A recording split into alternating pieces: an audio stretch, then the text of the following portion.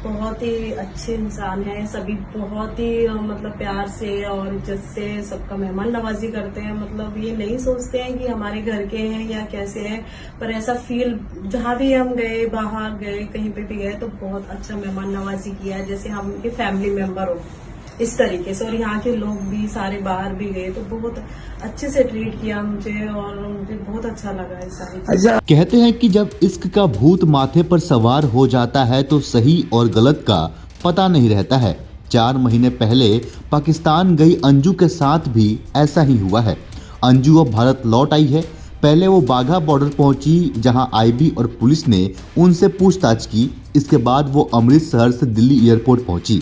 लेकिन अब बड़ा सवाल ये है कि वो यहाँ से कहाँ जाएगी, क्योंकि पति अरविंद ने तो उनका नाम सुनते ही कह दिया कि मुझे उससे कोई मतलब नहीं। तो वहीं पिता गया प्रसाद थॉमस ने भी कहा कि उनके लिए अंजू मर चुकी है। ऐसे में अंजू के पास फिलहाल तो रहने के लिए कोई ठिकाना नहीं है।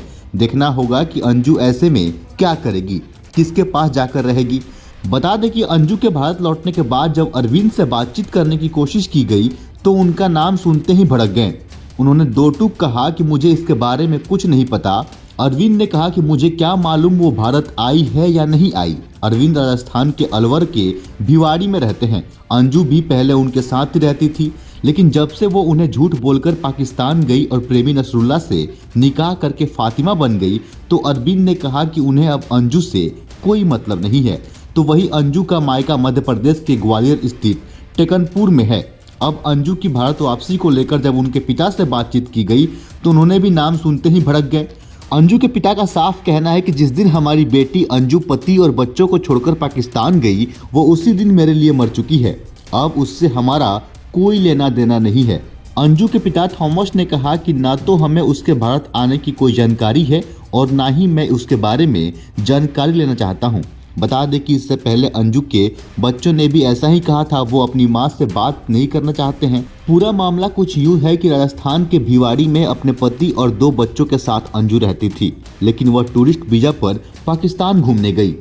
बाद में पता चला कि पाकिस्तान के खैबर पख्तूनख्वा में रहने वाले नसरुल्ला से मिलने पहुंच गई है। इसके बाद यह खबर सनसनी बनकर पूरे देश में फैल गई। अंजू तब से बस झूठ पर झूठ ही कहती आ रही है। पहले उन्होंने कहा कि वो बस घूमने के लिए पाकिस्तान आई है, लेकिन कुछ दिन बाद ही उन्होंने पाकिस्तानी प्रेमी नसरुल्ला से निकाह कर लिया और धर्म बदलकर अंजू से फातिमा बन गई।